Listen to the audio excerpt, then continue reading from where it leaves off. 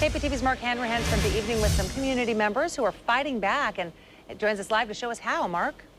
Yeah, whether it's reaching out to at-risk youth or providing them a safe place to go after school, there are several people in this community working as hard as the police to try to stop the violence. One hand up, and this hand up. Teaching young kids how to fight as a way of reducing violence. For Jermaine Hankins, the idea makes perfect sense. I felt that mixed martial arts changed my life. And if it could change my life, I felt that it could do a lot for the kids in the community in Northeast. He's a mixed martial arts fighter, and he and Sean Penny recently opened Go Hard Mixed Martial Arts on the corner of Northeast Alberta and 9th Avenue. The gym is a nonprofit, and the goal is to give young people in the neighborhood a positive place to go, an outlet other than a gang. Get in there, Samantha. The inspiration came from Jermaine and Sean's own lives. Both men were involved in gangs, both found a way out, and both know all too well the consequences they can have. In 1996, Sean says he lost his brother to gang violence. It's not worth it when your family's on the front row and you're looking at a coffin in front of you and it's your brother or your father or someone laying in that coffin. How y'all doing?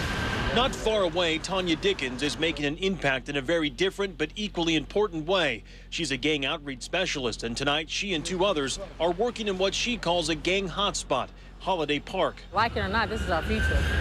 And if we don't invest in them, the streets will, and they will continue doing what they're doing. And they're doing a good job investing into these kids. The goal is simple: make contact with young people, talk to them. The gang violence is real.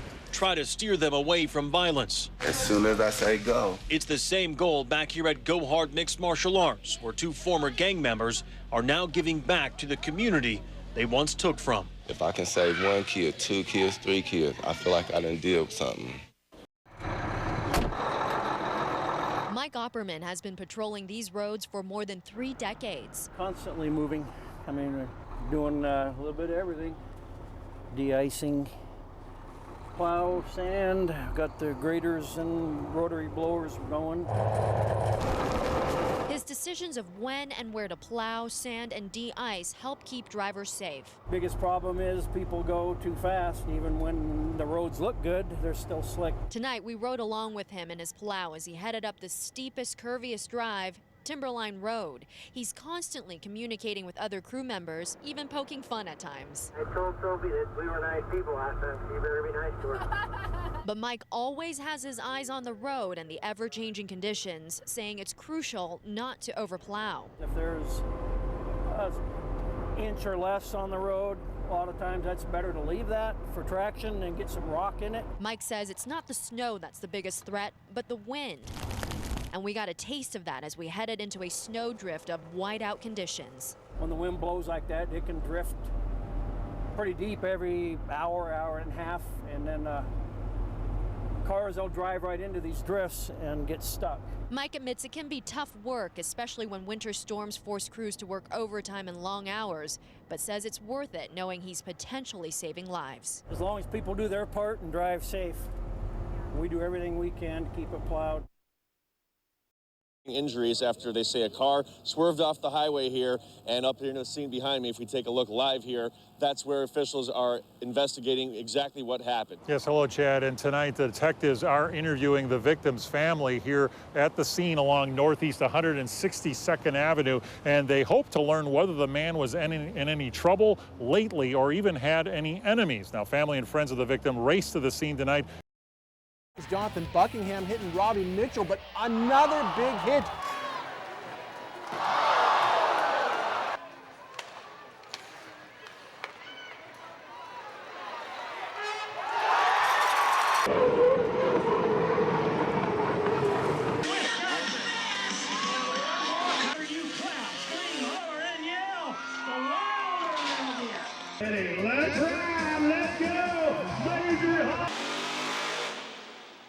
How about the CBC Hawks? They were in action down at Walla Walla here, and Christian Hammond's going to hit Riley Civic, and Civic showing a nice touch for the big man. He knocks down the jumper. Let's head to the B Leagues where Dayton was visiting Tri-Cities Prep. Dayton's Eric Fulbright. He's showing he can shoot it from the outside. Nice three-pointer right there. Our play of the night here, Mitchell knocking the ball loose, and look at the save. He's going to hit Drew Westmeyer, and he is finishing it off, and the Lions, they win by 20, 60 and they're in business then. It's going to be Matt Smith going to the air and Jordan Dallas. Look at that, right in the corner of the end zone. Nice catch. And Bomber QB Eric Rose making the nice pass to Marco Nicasio. Bombers looking good right here. Ties it up at 7-7. The second half, off the set piece. Corey Sinclair, oh, fantastic skill. Another perfectly placed header. Puts Richland three.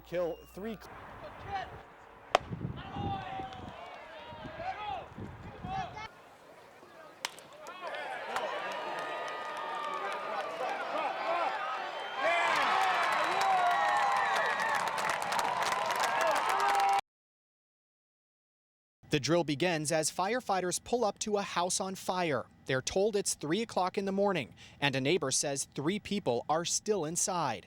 The goal is to get them out as quickly as possible. We're going to go in a mode called rescue mode, which means that we don't have to have 2 firefighters outside. That even if we just have 2 guys show up or 3 guys show up, that all of us are going to be going bailing inside that house, strategically looking, going towards the bedrooms. Inside, the smoke is thick. Even with flashlights, you can only see a few feet ahead. And firefighters quickly find a major challenge they weren't expecting: junk. The house is full of it. Piles of clutter block their way and slow down the search. You're kind of stepping over stuff, around stuff, tripping your way through, and just trying to find your way around the rooms. After about 15 minutes, firefighters find all 3 simulated victims and carry the dummies outside. After firefighters finished the drill, I decided to gear up and see what it was like to make my way through the smoke-filled, cluttered house. All right, so I'm all geared up and ready to go. I got the helmet, the gloves, the jacket on, and this air tank. Altogether, this gear weighs about 60 to 70 pounds, so that's another challenge that firefighters face as they make their way through the house. One of the first things you notice when you're inside the house here is all the clutter. You have boxes and chairs, and at some points it's hard to tell if you're in a hallway or a bedroom. It's important for firefighters to train in hoarding conditions because sometimes it can be a reality. In February, a man died when his house caught on fire in Northeast Portland. Firefighters said flaming piles of clutter and garbage fell on top of him during the rescue. Firefighters hope their training exercise is also a wake-up call to anyone whose house is full of clutter. Our goal is to keep you safe, but without your help in maintaining your own properties, we can't do that. Tonight, all eyes were on one person. It's a real outpouring of the community for Nicole. Everybody that meets her is inspired by her. She just looks gorgeous. An outpouring of love for 20-year-old Nicole Callahan. It was a day she would get to be princess for a day. We just brought out her blue. She had her own makeup artist, her own photographer, all of them working to make her day special. It's amazing to me how she affects the other people. For an hour, they prepared to get Nicole ready. When she was done, Nicole appeared to her family and friends as a beautiful princess. Everything's just amazing. I never expected anything like this to ever happen to me. It's like a dream. Nicole was dressed in a wedding gown she fell in love with from Bridal Exclusives. The workers there pitched in to help get her the dress. Once others heard about her story, they helped to donate just about everything for the party. You just look into her eyes and she's just the sweetest, purest soul, and you just want to love her. To most, this may look like a pre-wedding party, but for Nicole, it was one of her last wishes. It's really special. It's really nice, and I'm glad because I want to see everybody and be able to spend time with them and stuff as much as I can before I'm gone. Nicole will never get to walk down the aisle. She'll never get to have a wedding of her own. We learned about 2 weeks ago that Nicole's cancer had finally won. She'd been fighting it since she was 12 when it first came about. The doctors told Nicole she has anywhere from 4 weeks to about 6 months to live. Being thankful for every day that I'm here and have time to spend with family and friends. But today's party was about celebrating her life and the good times. It was about one 20-year-old who has inspired so many people. Don't give up on yourself. Keep fighting. If you have a drive, go for it.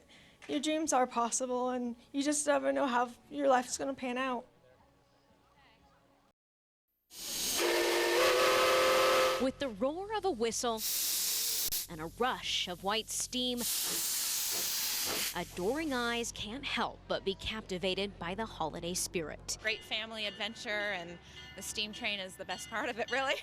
The Oregon Zoo Lights becoming a tradition among thousands of families everywhere, looking to be dazzled by millions of colorful little lights. I think it's cool. But it seems there's a new draw this year, an unwelcomed one. To think that someone would do that, that doesn't seem to be in the Christmas spirit. Thieves dazzled by the things left behind in your car. Pretty awful.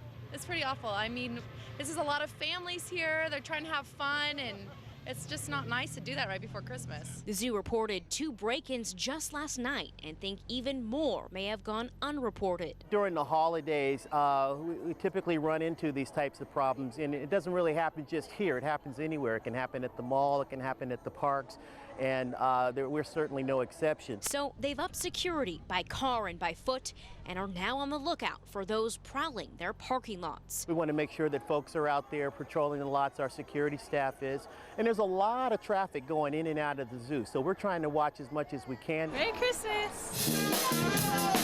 Zoo staff reminding all families who venture out to discover the lights to leave their valuables at home. We want you to have a wonderful experience inside the zoo. When you leave the zoo, we don't want you to find your car broken into.